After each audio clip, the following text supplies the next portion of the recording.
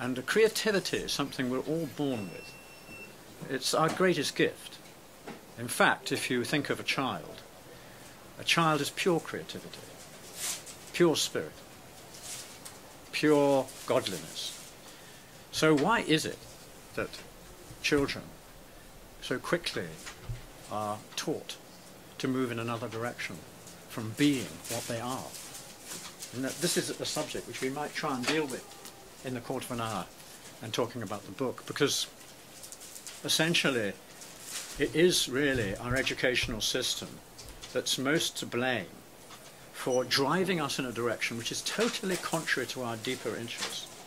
And since this is taking place in a spiritual bookshop, obviously that the issue is our deeper interests and how those deeper interests can be expressed and how they can be manifest within society as a whole. Because at the moment we're marginalised. You know, people that care about life. That's why the book's called In Defence of Life, because life itself is under threat. The whole of life, not just one aspect or another. It's not just about the economy or the environment or health or economics or the land, any of these things. It's about all of them.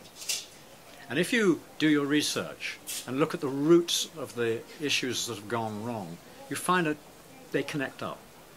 And they connect up because somewhere in his history or prehistory, we went off course, badly off course, because it seems like gatherers at the time of hunter-gatherers, and now going back a long time, really had a very remarkable affinity with nature. You see, affinity with nature. This is the key. That affinity with nature meant that they could see the rings around Jupiter without even a pair of binoculars. They could hear the tiniest rustling sound of animals in bushes. They could sense the way the weather was going to change. They didn't need supercomputers, you know, vast binoculars, huge corporations devoted only to trying to achieve one type of power. They lived on the land, you know. They wouldn't have needed nuclear power. They wouldn't have conceived of such a thing. What's the point? The first and most important form of energy is us. You know? This is where the energy issue begins.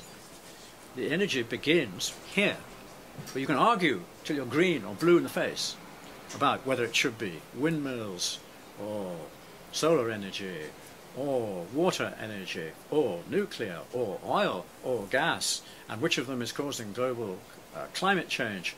But actually, do we need all that energy from the outside? I don't think so. I think if we expressed our own energy in its fullness, in its creativity that I was describing that a child has, we would find that we didn't want half that energy. Literally didn't want it. Because we would find our own energy gave us so much more. And we would then realize that this is an unaccountable luxury, all these other things. And unfortunately, they are highly destructive environmentally. Not only environmentally, interesting word, environmental, right? Environmental. So what about purely mental?